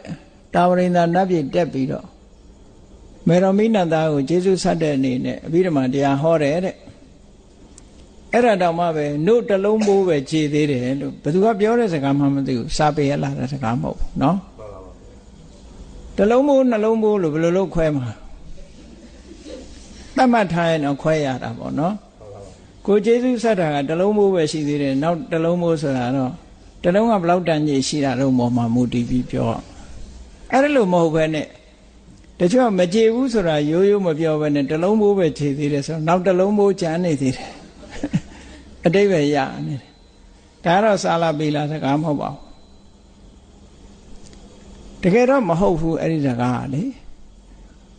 မြတ်စွာဘုရားမိဘရဲ့ကျေးဇူးကိုဆက်ရင်ဘယ်လိုနည်းနဲ့ကျေတယ်လဲခုနကလိုလှုပ်ကြွေးပြုစုယုံနဲ့မကျေဘူးယာရုအာနာပေးယုံနဲ့မကျေဘူးမိဘကိုလောကီစည်းစိမ်တွေပြေဝပေးယုံနဲ့မကျေဘူးကျေနိုင်တဲ့နည်းရပါတော့လို့ဆိုလို့ရှိရင်ကိုချင်းသီလမပြည့်စုံသေးတဲ့မိဘကိုကိုချင်းသီလပြည့်စုံအောင်တရားတရားမရှိသေးတဲ့မိဘကိုတရားတရားရှိအောင်စွန့်ကြဲမှုမရှိပစ္စည်းဥစ္စာနဲ့ပတ်သက်ပြီးနှမျောတွန့်တိုနေတဲ့မိဘကိုလှူဒန်းအောင်ပညာမရှိသေးတဲ့မိဘကိုပညာရှိလာအောင်အဲ့ဒီလိုဓမ္မဘက်ကကျေးဇူးဆိုင်ရင်ကြည်တယ်လို့မြတ်စွာဘုရားဟောထားတာဘယ်နိုးတလုံးဘိုးတွေပါလေဟုတ်မလဲမှန်ပါဗျာနော်ဓမ္မနဲ့ကျေးဇူးဆက်မှကြည်မယ်လောကအာမိတလို့ခေါ်တဲ့ပစ္စည်းဥစ္စာနဲ့ကျေးဇူးဆက်လို့တော့မကုန်နိုင်ဘူးတဲ့ဒီလိုဆိုလို့တာအဲ့ဒါလို့မြတ်စွာဘုရားဟောထားတဲ့သုတ်တန်တွေရှိတယ်ပေါ့အေးအဲ့ဒါလို့ကျေးဇူးဆက်လို့ရှိရင်ကြည်တယ်တဲ့မိဘနဲ့သားသမီးနဲ့ပတ်သက်ပြီးတော့မြတ်စွာဘုရားကအပြန်အလှန်ဂျူတီတွေပေးထားတာရှိတယ်သင်္ဃာလောဝါဒတုံးမှာမြန်မာပြည်မှာတော့သိတဲ့ပုဂ္ဂိုလ်တွေများပါတယ်ဘာလို့လဲဆိုရှေးဆရာတော်ကြီးတွေကကြပြလေးတွေရေးပေးထားခဲ့တယ်မိဘကျင့်ဝတ်တို့သားသမီးကျင့်ဝတ်တို့ဆိုပြီးတော့ရေးထားတယ်အဲ့ဒီကြပြတော့လူတိုင်းရမှာဘုန်းကြီးမူရင်းကျမ်းကနေထုတ်ပြီးတော့ပြောပြမိဘဆိုတာအရက်6မျက်နှာနဲ့အရက်10မျက်နှာနဲ့ပြောမယ်ဆိုရင်မိဘအရှိရလို့တင်စားပြီးတော့ပြောတာမိဘတွေကိုအရှိရလို့ဒီလိုထားတယ်အဲ့ဒီတော့အရှိရက်ကိုလည်းလုံခြုံစေရမယ်တောင်အရက်အနောက်အရက်မြောက်အရက်အောက်အရက်အထက်အရက်ဆိုတာဒါတွေကိုလည်းလုံခြုံအောင်နေရမယ်လို့ဒီလိုဖခင်လှုပ်တဲ့ပုဂ္ဂိုလ်ကသင်္ကာလဆိုတဲ့သူ့သားကိုလိမ္မာအောင်ဆုံးမခဲ့တဲ့စကားအဲ့ဒါကိုအရှိရဆိုတာတကယ်နေထွက်တဲ့အရာလို့သူကထင်ပြီးတော့မနေ့တိုင်းထပြီးတော့နေထွက်တဲ့အရာရှစ်ခိုးနေလို့မြတ်စွာဘုရားကအဲ့ဒါပြောတာမဟုတ်ဘူးတခါတလေတင်စားပြီးတော့လူကြီးသူမတွေကမှတ်လောက်သားလောက်အောင်ဆုံးမခဲ့တာကိုအတိပ္ပယ်တခါကျတော့တိုက်ရိုက်သွားကောက်တယ်သွယ်ဝိုက်ယူရမယ့်ဟာကိုတိုက်ရိုက်သွားကောက်တော့အဲ့ဒါလိုမှားမှားယွင်းနေလို့တော့မြတ်စွာဘုရားအဲ့ဒါပြောတာမဟုတ်ဘူးတဲ့အရှိရဆိုတာမိဘကိုပြောတာအဲ့ဒီမိဘကိုမင်းပြုစုလုပ်ကြွေးရမယ်တဲ့မိဘကိုပြုစုလုပ်ကြွေးတယ်ဆိုတာနံပါတ်1ကပတောနေပရိသမိအမေဖေကကိုယ့်ကိုကြွေးခဲ့တယ်ကိုပြန်ကြွေးရမယ်ဒါတာဝန်ရှိတယ်လို့ဆိုလို့ကိုလှုပ်ပေးခဲ့တာကိုပြန်ကိုပေးဆက်တယ်ဆိုတဲ့အဓိပ္ပာယ်ပေါ့အမေဖေကငါ့ကိုပြုစုလုပ်ကြွေးခဲ့တယ်ကြွေးမွေးဆောင်းလျှောက်ခဲ့တယ်သူတို့အိုမေးမစွမ်းရှိတဲ့အခါမှာငါပြုစုလုပ်ကြွေးရမယ်ဒါမိဘအပေါ်မှာတတ်သားသမီးတွေဟာဝတ္တရားလို့ဆိုလို့တယ်ကြွေးရမယ်နောက်တစ်ခုကကိစ္စနေတံဂရိတမိသူတို့ရဲ့ကိစ္စတွေကိုလုပ်ပေးရတာဝန်ယူပြီးတော့လုပ်ပေးရ on behalf ပေါ့နော်မိဘလှုပ်ရှားရှိတယ်မှန်တယ်များကိုလုပ်ပေးရကိုကတာဝန်ယူရမယ်ဒီလိုဆိုလို့တယ်ဟောနောက်တစ်ခုကဘာတော့ဆိုလို့ရှိရင်ကုလဝန္တံထပိတ္တာမိမိဘတွေဆိုတာရှေးတုန်းကဒီကိုယ့်ရဲ့မိသားစုဆိုတာအတိုင်းဝိုင်းလေးတစ်ခုပဲပေါ့မိဘဆိုတာအတိုင်းဝိုင်းလေးတစ်ခုကုလလို့ခေါ်တယ်အဲ့ဒီမျိုးရိုးဆိုတာဟိုရှေးတုန်းကတော့အမတန်မှထိမ့်သိမ်းဆောင်ရှောက်တယ်ထိမ့်သိမ်းဆောင်ရှောက်လေးရှိကြတယ်မြန်မာပြည်မှာတော့အဲ့ဒါတိတ်ပြီးတော့အလေးမထားတဲ့သဘောရှိသွားတယ်ကိုရီးယားတို့ဂျပန်တို့တရုတ်တို့ကြီးလိုက်လေသူတို့မှာမိဘမျိုးရိုးတွေရှိတယ်လီကွမ်ယူဆိုရင်လီဆိုတာအဲ့ဒါသူတို့မျိုးရိုးပဲသူကလီဆိုရင်လီအုပ်စုပဲနောက်ထပ်ကြောက်ဆိုရင်ကြောက်အုပ်စုပဲနော်မောင်းဆိုရင်မောင်းအုပ်စုပဲရှိတယ်ကိုရီးယားတွေလည်းအတူတူပဲရှေ့ကအုပ်စုလေးတွေရှိတယ်အိန္ဒိယနိုင်ငံမှာဆိုလည်းဒီလိုစာနိမ့်ခေါ်တာပေါ့နော်အဲ့ဒီလိုအုပ်စုလေးတွေရှိတယ်အဲ့ဒါကိုအမျိုးအနွယ်နဲ့ပတ်သက်လာလို့ရှိရင်သူတို့မျိုးရိုးမှာ လိုက်နာကျင့်သုံးရမယ်ဒလိထုံးတန်းစင်လာတွေရှိတယ်အဲ့ဒါတွေကိုမဖောက်ပြချက်ရဘူးဒီမျိုးရိုးမှာလိုက်နာကျင့်သုံးရမယ့်ဟာတွေကိုလိုက်နာကျင့်သုံးရမယ်အမျိုးအနွယ်ဆိုတာလူမှာအမျိုးကျက်မှာအယိုးလို့ဒီလိုပြောကြတယ်မြန်မာပြည်မှာတော့သိပြီးတော့အမျိုးကိုတန်ဖိုးမထားကြတော့ဘူးတန်ဖိုးမထားဘူးဒါမို့စားနေဆိုတာလည်းမရှိဘူးကိုမဲ့ကြံမဲ့အခုမှဇုံတုတ်ကားတွေလို့ဟိုကပေါင်းဆက်ဒီကပေါင်းဆက်နေဗမာပြည်မှာဟိုနာမည်တွေကြည့်လိုက်လို့ရှိရင်လည်းမျိုးရိုးကပြောက်နေမျိုးရိုးကပြောက်နေဟိုကပေါင်းထားပေါင်းနေပေါင်းထားတာလေအဲ့ဒီပြင်လူမျိုးတွေကြတော့သူတို့အမျိုးချင်းမှမျိုးမတူရင်မရဘူးထိမ့်သိမ်းဆောက်ရှောက်တယ်သူတို့မှာအစင်လာကြီးတစ်ခုထိမ့်သိမ်းဆောက်ရှောက်ဗမာမှာတော့အဲ့ဒီဟာမရှိဘူးဒါမို့လို့နိုင်ငံသားတွေကိုနားလည်အောင်ပြောတာတော်တော်ခက်တယ်စာနေဆိုတော့first name လည်းမရှိဘူး middle name လည်းမရှိဘူးဗမာမှာဒီတိုင်းပဲတန်းပြီးတော့ရေးချလိုက်ရတာပဲနိုင်ငံသားသွားတဲ့ခါကျရင်သူတို့မှာတော့အဲ့ဒါ first name ကဘာလဲဗမာမှာတော်တော်ခက်တယ်ဥဝင်းတော်ဝင်းဆိုဟိုကလည်းဝင်းဒီကလည်းဝင်းပဲတော့အဲ့ဒါလို့ဒီမှာမျိုးရိုးအစွဲလမ်းမထားဘူးဆိုရင်တခါတခါကျတော့ကိုယ်ကစကိုင်းတိုင်းပြောရတာဗောဟေးတို့ဗမာပြည်က freedom ကွာခလို့ချင်တာလုပ်လို့ရပို့ပြီးတော့ဆိုးတာတော့ဘုန်းကြီးတွေပရိတ်ရွတ်ပြီဆိုလို့ရှိရင်နော်တစားထောင်ရွတ်ကြဟိုအစားဒီအစားဟိုကရွတ်ဒီအရွတ်နေအဲ့တော့တစားထောင်ပရိတ်ညီအောင်မရွတ်နိုင်ဘူးဗမာဘုန်းကြီးဒီပြည့်ဘုန်းကြီးတွေဒီနားနိုင်ငံတွေအကုန်သွားကြည့်ကုန်ညီတသန်နဲ့ထွက်လာသူတို့မှာ training ကိုရှိတာထိုင်းနေပါလို့ဆိုအကုန် training ရှိတယ်တီဟိုမှာလည်းပဲ training ရှိတယ်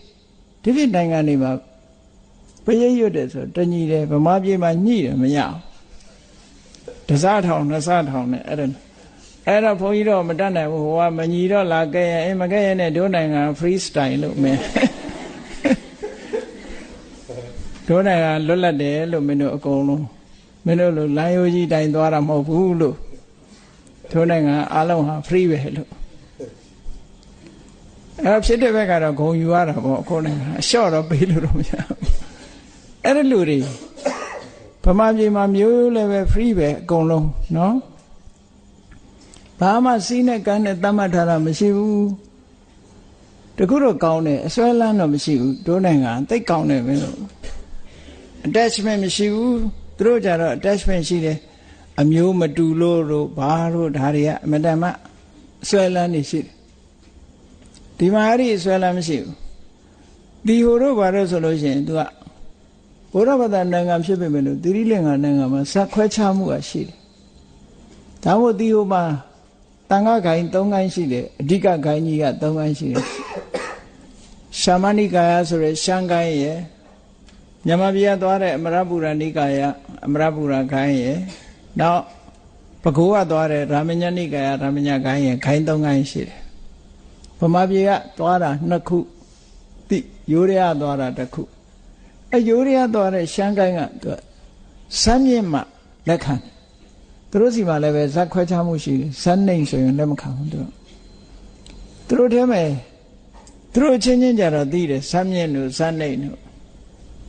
နာမည်မဲ့ကြတဲ့ကသူတို့မှာမဲ့ရဘယ်လိုမဲ့တုံးဆိုရင်ဇက်နှိမ်နေဆိုရင်ဓာသဆိုတဲ့နာမည်ထည့်မဲ့ဒါမို့ကရုဏာဒါသတို့ဘုန်းကြီးတို့ဒီဟိုမှာသွားပြီးတော့ကျောင်းတက်တုန်းကဒီ post graduate မှာ director ဆရာကြီးကကရုဏာဒါသလို့ခေါ်တယ်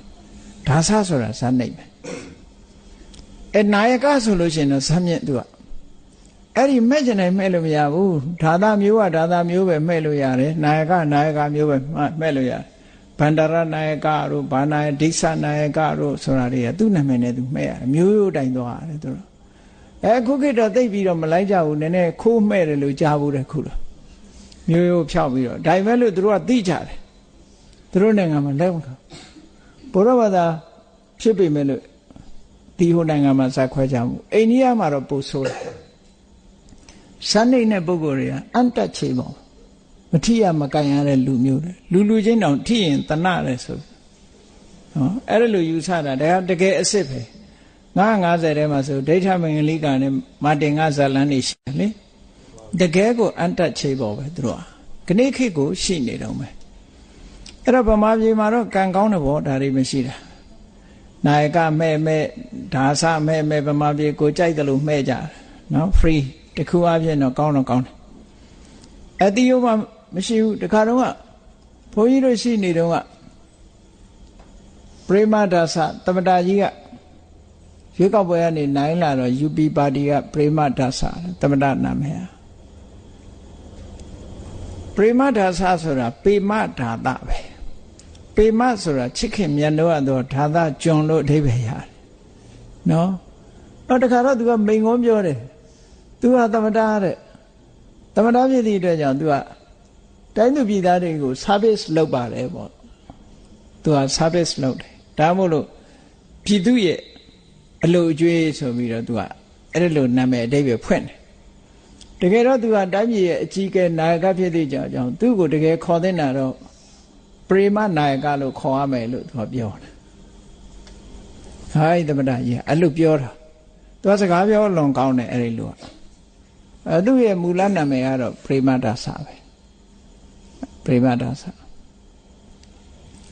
အဲ့နာမည်တွေကလည်းတခါတခါကျတော့သတင်းစာတွေကမှန်အောင်မရေးတတ်တဲ့အခါကျတော်တော်ခက်တယ်ဇေယဝဒနာဆိုတာပါဠိစကားနဲ့ဆိုရင်ဇေယဝဒနာပဲအဲ့သူ့ရဲ့အရင်သမတကဇေယဝဒနာအဲ့ဒါကိုအင်္ဂလိပ်လိုစလုံးပေါင်းထားတယ်အင်္ဂလိပ်စလုံးနဲ့ဒီဇေယဝရဏဆိုတဲ့စကားလုံးကိုပဲပေါင်းထားတယ်အတန်ထွက်တော့ဇေယဝရဏလို့ထွက်ရမှာဗမာပြည်ကသတင်းစာတွေတဲ့ရေးတော့ဘယ်လိုရေးတော့ဆိုဂျာယာဝါရိနေလို့ရေးထားတယ်အဲ့ဒါမှဝေးတယ်အဓိပ္ပာယ်လည်းမရှိတော့ဗန္ဒရာနာယကကိုဗန္ဒရာနိုင်ကေးလို့ရေးတယ်နော်အခုဟိုထဲမှာပကံကဖရာတဆူရေးထားတာအပေယတနာလို့ရေးထားတယ်အပေဆိုတဲ့စကားလုံးကတော့တကယ်ကတော့မကောင်းဘူးအပါယအပေပဲနော်အပေငရဲကြတယ်တကယ်တော့အမှန်ကတော့အဘယရတနာကိုတီယိုရီကဒီကနေ့ဖတ်တဲ့အခါအဘေရတနာလို့ဖတ်တယ်သူတို့အဘေရတနာဆိုတာအဘယရတနာပဲဘေးကင်းတဲ့ယရနာလို့ဒီလိုအဓိပ္ပာယ်ရအဲ့ဒီအဓိပ္ပာယ်နဲ့ရေးတာမှဲ့တဲ့စကားလုံးကိုအဓိပ္ပာယ်ပြက်ပြီးတော့အပေယတနာဖြစ်သွားတယ်လို့ပဲသူတို့စီမှာတီယိုမှာသွားကြည့်လို့ရှိရင်ခဏိထီဒီနာမည်တွေမှဲ့တော့မယ်အဘေရတနာလို့မှဲ့တယ်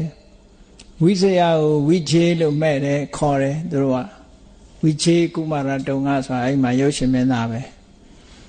ဟောအဲ့ဒါလူတွေရှိတယ်ပေါ့အဲ့တော့စကလုံးတွေကလည်းသူကနဲ့သူဆိုရင်တော့အဓိပ္ပာယ်ရှိတယ်အေးဗမာပြည်မှာတော့ဒီကနေ့ခေတ်မှဲ့လိုက်ကြတဲ့နာမည်တွေဟာဘာနာမည်မှန်းကိုမသိဘူးဘာနာမည်မှန်းမသိဘူးစလုံးပေါင်းတွေကလည်းတော်တော်ထူးဆန်းတဲ့ဟာတွေနော်တော်တော်ထူးထူးဆန်းဆန်းစိတ်ကူးကတော့လည်းကောင်းကြတာပဲနော်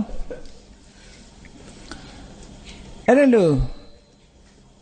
လွတ်လွတ်လပ်လပ်ကြီးနေပြီးတော့လွတ်လွတ်လပ်လပ်တွေးခေါ်ပြီးလွတ်လွတ်လပ်လပ်ပညာသင်ပြီးတော့ဆိုရင်တော့လည်းတစ်မျိုးတော့ကောင်းတာပေါ့နော်အဲ့တော့သို့တော်လည်းပဲလူတွေမှာအခုမိဘတွေကကြည့်လေကုလဝန္တောကုလဝန္တန်ထပိတ္တာမိကိုယ်မျိုးရိုးထိမ့်သိမ်းဆောက်ရှောက်မယ်ဆိုတာတော့ရှိရမှာမရှိဘာမှကြံမှာမဟုတ်တော့ဘူးနော်ကိုယ့်ရဲ့မျိုးရိုးဆိုတာထိမ့်သိမ်းဆောက်ရှောက်တဲ့နဲ့ဒါကအစွဲလမ်းမဟုတ်ဘူးလောကီနဲ့လောကုတ္တရာမတူဘူးလောကီနဲ့လောကုတ္တရာမတူဘူးလောကုတ္တရာကြတော့ free ပဲလောကီကြတော့ထိမ့်သိမ်းဆောက်ရှောက်ရတယ်ဒါတွေကထိမ့်သိမ်းဆောက်ရှောက်အောင်မယ်အဲ့တော့မို့ဆိုရင်ဗမာဆိုတာပျောက်သွားမှာပေါ့ထိမ့်သိမ်းဆောက်ရှောက်မှုမရှိရင်ပျောက်သွားမှာဒါကြောင့်မို့မိဘတွေကဒီသားသမီးကဒါတွေကိုထိမ့်သိမ်းဆောက်ရှောက်ရမယ်တဲ့ကိုမိဘရဲ့မျိုးရိုးထိမ့်သိမ်းဆောက်ရှောက်ဆိုတော့ဘိစပတ်ကြီးနဲ့ဟိုဝတ်မှာဒီလိုပြောတာမဟုတ်ပါဘူးအဝတ်အစားနဲ့ပတ်သက်ပြီးတော့ကတော့ဒါခေရည်စည်းကြောင်းလို့ပြောကြတယ်ပြောပေါ့ဘုန်းကြီးတို့ရွာမှာဆရာတော်ကြီးတစ်ပါးရှိတယ်ဘုန်းကြီးတို့ဇာတိရွာအကြောင်းအဲ့ဆရာတော်ကြီးကခေရည်စည်းကြောင်းကိုပိတ်တာပေါ့သူကြိုးစားတာပေါ့ဗမာရဲ့ယဉ်ကျေးမှုကိုထိမ့်သိမ်းတာ ဘယ်မှာသွားထိန်းလို့ဆိုတဲ့အခါမှာခေါင်းမှာထိန်းတာပေါ့အဲ့ဒီတော့ကကျောင်းသားလေးတွေကဘာလို့ရတော့ဆိုစတုံးကလေးတွေနဲ့နေရတယ်ဗမာရဲ့ယဉ်ကျေးမှုဆိုပြီးတော့အဲ့စတုံးကိုသွားထိန်းတယ်ဒီပြတော့မထိန်းဘူးအဲ့သူကျောင်းနေလို့ရှိရင်စတုံးနဲ့မှလက်ခံဘိုးကေဆိုလက်မခံဘူးအဲ့လိုလုပ်တာနောက်ကျောင်းသားတယောက်ကဘိုးကေလေးဖြစ်လာနောက်ကျတော့အဲ့ဒီစတုံးတွေအကုန်ပြောက်ပြီးဘိုးကေတွေရောက်သူလည်းလက်လျှော့သွားမတတ်နိုင်တော့ခေရည်စည်းကျောင်းကလည်းပိတ်လို့တော့မရဘူးရေစည်းကျောင်းဆိုတာအရှိန်အဟုန်နဲ့လာတာတော့ပိတ်ရင်စီကျိုးတာပေါက်ဖြစ်မှာပေါ့အဲ့တော့တကယ်ထိရမှာတော့ကိုချင်းတရားနဲ့အတွေးခေါ်တော့ထိရဝဋ္ဌာပြုတာကတော့ဒီလောက်ကြီးခေအနေထားလိုက်အဝတ်စားဆိုပြောင်းမှာပေါ့ဘယ်ဒီကနေ့ခေကလူတွေကပကန်းခေကအဝတ်ဘယ်ဝတ်မလဲနော်ပကန်းခေကအဝတ်လို့ဘယ်ဝတ်တော့မလဲဒီလူတွေရဲ့ခေါင်းကအခုကခေါ်ကြတဲ့ဘိုကေလို့ခေါ်လာတာပဲကိုကေမှရှိမှမရှိတော့ဘူးအဲ့တော့ယဉ်ကျေးမှုဆိုတာရုပ်ဝတ္ထုကိုမတတ်မှတ်ဖ ೇನೆ ယဉ်ကျေးမှုဆိုဒီမှာစိတ်နေသဘောထားနဲ့ကိုချင်းတရားဟာအဓိကအရေးကြီးတဲ့ယဉ်ကျေးမှုတစ်ခုပဲဗမာရဲ့ယဉ်ကျေးမှုကဘာလို့မိဘကိုယိုသေးတယ်လေးစားတယ်ဆရာသမားတွေကိုယိုသေးတယ်လေးစားတယ်နော်လူကြီးသူမကိုယိုသေးတယ်လေးစားတယ်ဒါဗမာရဲ့ယဉ်ကျေးမှုပဲအဲ့ဒီယဉ်ကျေးမှုလေးတော့မပြောင်းအောင်ထိရမှာပဲမပြောင်းအောင်ထိရကျန်တာတွေသွားထိန်တော့ရမယ်မထင်ဘူးနော်ကျန်တာတွေထိန်ရင်တော့ထိန်တဲ့လူပဲရှုံးမှာပဲအဲ့ဒါတော့ခေါင်းကလည်းပြောင်းကျင်သလိုပြောင်းမှာပဲအဝတ်ကလည်းဝတ်ချင်သလိုဝတ်မှာခုကနေ့ဆိုလို့ရှိရင်ဘုန်းကြီးတို့တော့မကွဲတော့ဟာကူရီးယားကဧည့်သည်တွေလားဘယ်ကဧည့်သည်တွေတုံးလို့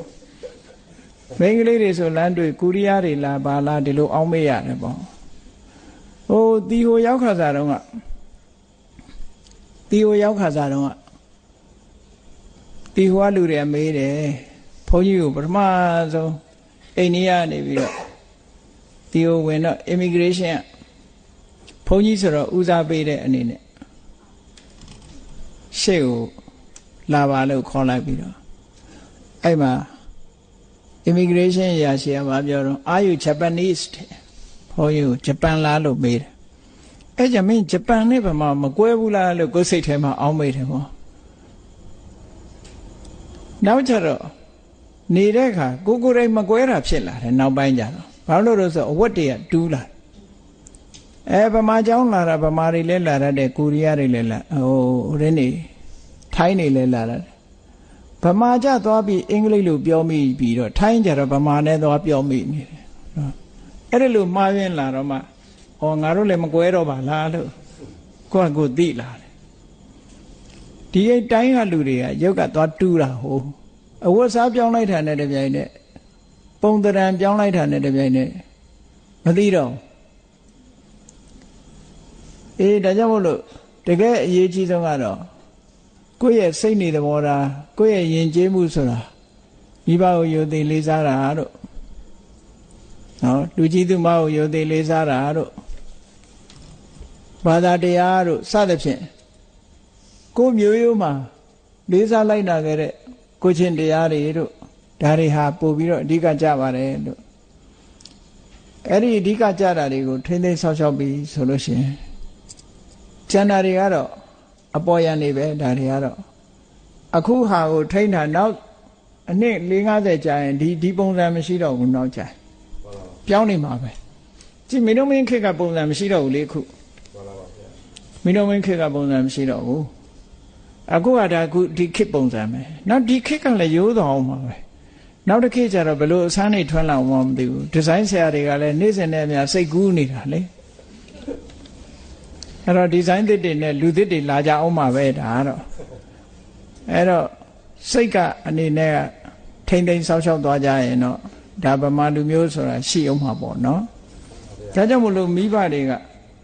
ကုလဝန်တန်ထပိတ္တာမိသားသမီးတွေအနေနဲ့မိဘရဲ့မျိုးရိုးကိုတို့မျိုးနွယ်ကိုဆောက်ရှောက်မယ်လို့ဆိုရယ်စိတ်ထားတဲ့နဲ့တဲ့ဒါတစ်ခုနောက်တစ်ခုကဒါယိသံပฏิပိစိတ်တာမိဒါယိသဆိုတာမိဘတွေကပေးရမယ်လက်ဆင့်ကမ်းထားခဲ့မဲ့ပစ္စည်းကိုဒါယိသလို့ခေါ်တယ် အဲ့ဒီအမွေပစ္စည်းတွေဆိုတာမျိုးရိုးအစင်လာလဲအမွေပဲရွှေငွေရတနာပိုင်ဆိုင်မှုတွေဟာလည်းပဲအမွေပဲပေါ့သို့သောများသောအားဖြင့်လူတွေကရွှေငွေပိုက်ဆံပဲအသုံးဆောင်ပဲအမွေခံနေတယ်မိဘတွေလောက်ခဲ့တဲ့ကုသိုလ်တို့ဘာတို့ဒီလိုပဲကြတော့တိတ်ပြီးတော့အမွေမခံနိုင်ဘူးအဲ့ဒါလေမိဘတွေရဲ့ရည်ရွယ်ချက်နဲ့မကိုက်ဘူးပေါ့နော်အဲ့ဒါကြောင့်မို့လို့အမွေခံတယ်ဆိုတာမိဘတွေတချို့ကြတော့လေဗမာပြည်မှာမိဘတွေရဲ့အမွေခံပြီးတော့အားလုံးမိဘတွေရဲ့လူခဲ့တဲ့တန်းခဲ့တာတွေမပြောင်းမပြဲအောင်ထိန်းသိမ်းဆောင်ရှောက်ကြတယ်ဒီလိုလုပ်ရမှာနောက်တစ်ခုကဘာလို့ဆိုရင်သားသမီးတွေကဒါမိဘရှိနေမိဘနဲ့ပတ်သက်ပြီးတော့ဒါသားသမီးတွေလှုပ်ပေးရမယ်တောင်းတစ်ခု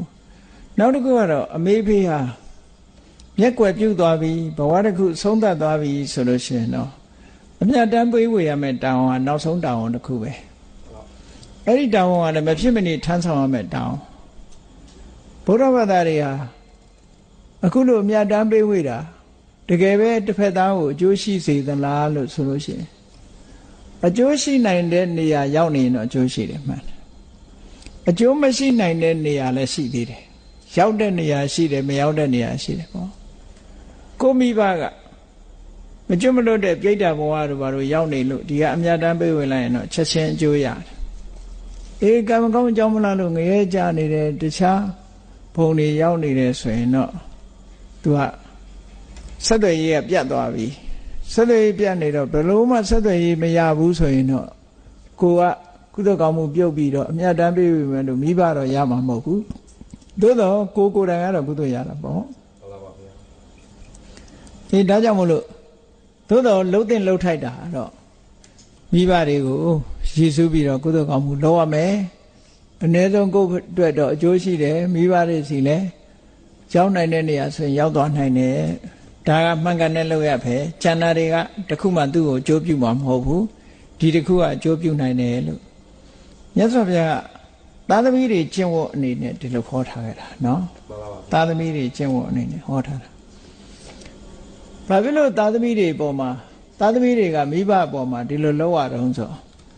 အမေဖေကလုပ်ခဲ့တာတွေရှိတယ်ခုနမြတ်စွာဘုရားခြုံပြီးတော့ပြောထားတဲ့အထက်မှာအပါရကပောဒကဣမတ္တလောကတဓာတိတာတော့ဆောင်းရှောက်ခဲ့တယ်ကျွေးမွေးခဲ့တယ်ဒီလောကကြီးရဲ့အကောင်းဆုံးကိုမြင်အောင်ပြသခဲ့တယ်လူလားမြောက်စေခဲ့တယ်ပေါ့အဲ့ဒါတွေမကဘူးသားသမီးနဲ့ပတ်သက်ပြီးတော့မကောင်းမြတ်တာလို့ဆိုတဲ့အတိုင်းပပနိဝရင်တိတဲ့မကောင်းတဲ့လမ်းကိုသားသမီးတွေမလိုက်အောင်မိဘကအစွမ်းကုန်ဟန်တာတယ်နော်နောက်ပြီးတော့ကလျာဏိနိဝတေတိကောင်းတဲ့အခြေအနေတစ်ခုထဲမှာထည့်သွင်းပေးတယ်မိဘကသိပ္ပံဥက္ကနာပေတိပညာသင်စေတယ်ဒီကနေ့ခေတ်မှာဆိုရင်မိဘတွေဟာဝတရားခြေပြွန်းနေတုံးပဲသားသမီးကိုကြောင်းကောင်းကောင်းထားပေးတယ်ပတ်စံနေအကုန်ကြအများကြီးခံပြီးတော့ကလေးတွေကလည်းသင်ကြရတယ်နော်ကြောင်းပြီးကျူရှင်ကနေကြောင်းအိမ်မှာတိတ်ပြီးတော့နေရတယ်မရှိဘူးအုံနောက်တွေများဆန့်ဆန့်နေလာတော့မသိဘူးအဲ့ဒါလို့ကြိုးစားကြသိပ္ပံဥက္ကနာပေတိတဲ့အတတ်ပညာကိုသင်ယူစေတယ်တဲ့နောက်တစ်ခုကျတော့ပฏิရူပေနဓာရေနတန်ရောစဉ်ဒါကတော့အိမ်တော်ရသားချပေးတာမိဘအခုခေတ်တော့မိဘအိမ်တော်ရသားချတာတိတ်မဆောင်ညတော့ပါဘူးစောင့်တော့ပါနောက်တမယေဓာယေဇံနေရထင်တည်ပေးတဲ့အချိန်မှာအမွေကိုလွှဲပေးတယ်တဲ့မိဘဒီလိုဆိုလိုတာပေါ့ပေးတဲ့အချိန်မှာပေးတယ်ဆိုရင်လိမ်မာမမလိမ်မာလို့ရှိရင်သတင်းစာထဲထည့်ပြီးအမွေပြကြော်ညာတာရှိသေးတယ်ဒါကြောင့်မို့ဘုရားကလည်းပေးတဲ့အချိန်လို့ဒီလိုပြောတာနော်ဟောအဲ့ဒါလို့မြတ်စွာဘုရားမိဘနဲ့ပတ်သက်တဲ့စကားတွေဟာလောကီမှာကျင့်သုံးလိုက်နာပွဲတွေနဲ့ဆက်ဆက်ပြီးတော့ဟောထားတာနောက်မြတ်စွာဘုရားကမိဘနဲ့ပတ်သက်ပြီးတော့မလုပ်ကြွေးဘူးဆိုရင်သားသမီးတွေကိုမှတ်လို့သားလောက်အောင်ကိုပြောထားတဲ့စကားတွေရှိသေးတယ်ဆုံးမထားတဲ့စကားတွေယောမတရံပိတရံဝါစိဏကံကတရွတ်ဖနံအမေနဲ့အဖေ အိုမင်းမစွမ်းဖြစ်ပြီးတော့အရွယ်ကြီးပြီးအရွယ်လွန်သွားတဲ့အချိန်မှာတဲ့ပဟုတန်တော်နဗရတိတတ်နိုင်ရဲ့သားနဲ့ကိုယ်တိုင်ကလည်းပြုစုနိုင်စွမ်းရှိရဲ့သားနဲ့မပြုစုဘူးဆိုလို့ရှိရင်တန်စင်ညာဝတ္တလောဣတိအဲ့ဒီပုဂ္ဂိုလ်သူယုံမှလို့ပဲမှတ်လိုက်ပါတဲ့။နောက်ဒီတစ်ခုတည်းနဲ့သူယုံမှလို့သတ်မှတ်တာ။သူယုံမှဆိုတာဘယ်သူမှမဖြစ်ချင်ဘူးလေ။ဝတ္တလအောက်တန်းစားတဲ့အန်တက်ချေဘောပဲခုနဘလောက်ဇမ်းမြင့်တဲ့လူဖြစ်ဖြစ်ဇမ်းနိုင်မဲ့တာ။ဘာလို့လဲဆိုသူ့အမှုအကျင့်ကသူယုံမှရဲ့အမှုအကျင့်ကိုအမှုအကျင့်နဲ့ပတ်သက်ပြီးတော့မြတ်စွာဘုရားလူတော်လူကောင်းဒီမြင့်မြတ်သူနဲ့ယုံနေသူကိုတတ်မှတ်တယ်။ဇမ်းနဲ့မတတ်မှတ်ဘူး။ဒါမို့ကမ္မုနာနသစ္စာဝတ္တလောဟောတိနသစ္စာဟောတိဖြစ်မလို့ဒါအိန္ဒိယမှာဆိုသိဋ္ဌိပဲရှိတယ်မြတ်စွာဘုရားသဝါရကိုတွန်းလှန်တိုက်ခိုက်တဲ့စကားတစ်ခုပြောရတယ်ဆိုတာအဗ္ဗဓမ္မခဲရင်နဲ့ပေါ့နော်အယူဆပြင်းထန်နေတဲ့ထဲမှာဖြစ်မနာဆိုတဲ့ဇမ်းမြင့်ဟာဇတ်နဲ့မဆိုင်ဘူးဝတ္တလဆိုတဲ့အောက်တန်းစားဟာလည်းဇတ်နဲ့မဆိုင်ဘူးဘာနဲ့ဆိုင်လို့ဆိုကမ္မုနာဝတ္တလောဟောတိကမ္မုနာဟောတိဖြစ်မလို့တဲ့သူ့ရဲ့လောက်ရနဲ့ဆိုင်တယ်လောက်ရကမကောင်းဘူးဆိုရင်မကောင်းတဲ့လူပဲလောက်ရကကောင်းရင်ကောင်းတဲ့လူပဲအဲ့တော့သူ့ရဲ့အပြုအမူပေါ်မှာကြည့်ပြီးတော့လူကိုတန်ဖိုးဖြတ်လို့ဒီလိုဆိုလို့တယ်ဟာလူကိုတန်ဖိုးဖြတ်ဟုတ်တာပဲတကယ်လက်တွေ့မှာတော့အဲ့တိုင်ပဲသေချာနာပဲသူများပစ္စည်းခိုးတဲ့လူတခိုးလို့သတ်မှတ်တာပဲလေဘာလူမျိုးပဲဖြစ်ဖြစ်သူများပစ္စည်းခိုးရင်ခိုးတာသူလုပ်တဲ့အလုပ်လေအဲကျောင်းဆရာလုပ်ပြီးစာသင်ပေးရင်ဆရာပေါ့ဒါဟုတ်တာသူလုပ်တဲ့အလုပ်လေအဲ့လိုမဟုတ်ဘဲနဲ့အယောင်းဝယ်လုပ်ရင်ကုန်တယ်ပေါ့သင်္ကန်းဝယ်ရင်တော့ဘုန်းကြီးပေါ့သူအလုပ်ရက်ကိုကြည့်ပြီးတော့ဒီနာမည်တွေကသူ့အနေနဲ့သူသွားတာဟာအဲ့ဒါကိုမြတ်စွာဘုရားဟောတာပဲဒါမို့မိဘကိုမလုပ်ကြွေးဘူးဆိုတဲ့ပုဂ္ဂိုလ်တယောက်ဟာဒါသူယုံမှာပဲတဲ့မြတ်စွာဘုရားအဲ့ဒီပုဂ္ဂိုလ်သူယုံမှာလို့ပဲမှတ်ထားပါတဲ့မှတ်လိုက်ပါကြံတဲ့လူဟာသူယုံမှာမဟုတ်ဘူးတဲ့နောက်တစ်ခုကယောမတရံပိတရံဝါဘာတရံပကိနေတတ်တုံဟန္တိရောတိတိဝါစာယတန်စင်ညာဝသရောဣတိအမေအဖေကိုရိုင်းရိုင်းပြပြပြန်ပြီးတော့ဆဲမယ်ပြောမယ်ဆိုရင်လည်းသူယုံမှာပဲတဲ့ဒါလို့ဆိုလို့မိဘကိုရိုင်းဆိုင်ပြန်ပြောလို့ရှိရင်ဆဲရင်ဟောဒါသူယုံမှာလို့မှတ်ပါတဲ့ဟောနောက်တစ်ခုကြတော့မြတ်စွာဘုရားဘာဟောထားတော့ဆိုမင်္ဂလာတုတ်မှာကြီးပွားတိုးတက်ကြောင်းတရားဟောတယ်လို့ပဲပရာဘဝဆိုတဲ့တုတ်မှာပျက်စီးကြောင်းဆိုပြီးတော့ဟောတာရှိတယ်ဆန့်ကျင်မဲ့မင်္ဂလာတုတ်ဆိုတာကြီးပွားတိုးတက်ကြောင်းတွေဟောတာဒါတွေလုပ်ရင်ကြီးပွားမယ်လို့ဟောတယ်ခုဒီပရာဘဝတုတ်ကြတော့ပျက်စီးကြောင်းပဲမင်းပျက်စီးမှာပဲဒီဘဝမပျက်စီးရင်နောက်ဘဝမှာပျက်စီးမှာပဲအထက်တန်းဘယ်လိုမှမရောက်နိုင်ဘူးလို့တခါကြတော့လူတွေဟာဒီဘဝမှာကြံတဲ့အခြေအနေတွေကောင်းနေလို့အခြေအနေကောင်းတယ်လို့ထင်ရပေမဲ့လို့နောက်ဘဝကျတော့မျောလင်းချက်မရှိအောင်အောက်တန်းကျသွားတာတွေရှိတတ်တယ်ပေါ့ဘဝဆိုတာရှိနေတာကိုရှိနေတော့ကိုယ့်ရဲ့လုပ်ရက်တွေဟာဒီဘဝမှာတော့တခြား condition တွေကကောင်းနေသေးတဲ့အတွက်ကြောင့်အခြေအနေမပြောင်းလဲပေမဲ့လို့ condition တွေပြောင်းသွားတာနဲ့တပြိုင်နက်ကျွမ်းတို့မောက်ကုန်ဖြစ်ကုန်တာပဲတဲ့ဟာအဲ့ဒါကြောင့်မလို့ပရာဘဝတုံမှာတော့မြတ်စွာဘုရားဟောထားတယ်ယောမတရံပိတရံစိဏကံကတရွတ်ပနအမေအိုအဖေအိုအရွယ်ရင့်လာတဲ့အခါမှာတဲ့ပဟုတန်တော်နဗရတိကိုစွမ်းနိုင်တဲ့အနေထားရှိရတဲ့နဲ့မကြွေးမွေးဘူးမဆောင်ရှောက်ဘူးဆိုလို့ရှိရင်တံပရာဘဝတော်မူခံအဲ့ဒါဟာပျက်စီးခြင်းအကြောင်းပဲဒါဟုတ်တယ်ဗမာပြည်မှာအမေအဖေကိုပြစ်ထားတဲ့လူတယောက်မိဘကိုပြစ်ထားတဲ့သားသမီးဟာသူ့သားသမီးကလည်းသူ့ကိုပြစ်ထားတာဒီဘဝတည်းမှာဝတ်လေတယ်ခဏတွေ့ဘူးတဲ့အဲ့ဒါအမေဖေကိုယူသေးတဲ့သားသမီးဟာသူ့ရဲ့သားသမီးကလည်းသူ့ကိုယူသေးတယ်တော့သူကအမေဖေကိုပြစ်တဲ့အော်တယ်ဆိုရင်လည်းသူ့သားသမီးကသူ့ပြန်အော်တယ်သူ့ချက်ချင်းပဲအဲ့ဒါနော်တုံ့ပြန်မှုကချက်ချင်းလာတာနောက်ဘဝမဆိုင်ဘူးဒီဘဝမှာပဲလာတယ်အဲ့ဒါပျက်စီးဆုံးရှုံးခြင်းရဲ့အကြောင်းပဲလို့မြတ်စွာဘုရားပရာဘဝတုံမှာဒီလိုဟောထားတယ်အခုပြောရတဲ့အချက်လက်တွေဟာမြတ်စွာဘုရားကိုယ်တိုင်မိဘနဲ့စပ်ပြီးတော့ဆုံးမဩဝါဒပေးပြီးတော့ဟောကြားခဲ့တဲ့တရားဒေသနာတွေကထုတ်လုပ်ပြီးတော့ဟောကြားတာဖြစ်ပါတယ်မိဘခြေဆုတရားနဲ့မြတ်စွာဘုရားရဲ့အဆုံးအမစကားဆိုတာတကယ်စာပေကျမ်းဂန်ထဲမှာ950ဇတ်တွေထဲမှာလည်းပဲဒီအကြောင်းတွေ ဘုရားလောင်းတွေဟာမိဘတွေကိုဘယ်လိုပြုစုခဲ့တယ်ဆိုတဲ့ဇာလန်းတွေအများကြီးရှိတယ်ပေါ့ဒါသုတ်တံပါဠိတော်တွေမှာလာတဲ့မိဘနဲ့ပတ်သက်ပြီးတော့မြတ်စွာဘုရားဟောကြားထားတဲ့တရားဓမ္မတွေဖြစ်ပါတယ်ဒါကြောင့်မို့တရားချစ်ခင်သူတော်စင်ပြိဿပေါင်းတို့တို့လူဘဝရောက်လာတာဟာမိဘကိုအကြောင်းပြုပြီးတော့မိဘနဲ့ဆက်နွယ်ပြီးတော့နေတဲ့တို့လူဘဝရလာတာမိဘရဲ့ကျေးဇူးတွေဟာပထမဆုံးအလွန်ကြီးမားတဲ့ကျေးဇူးတွေရှိတယ်ဒီကျေးဇူးတွေဆက်ရတာဟာတို့အတွက်မှာအမတန်မှမြင့်မြတ်တယ်လို့စိတ်ထဲနှလုံးထဲမှာထားပြီးတော့မိဘကျေးဇူးအထူးသိမြင်တာ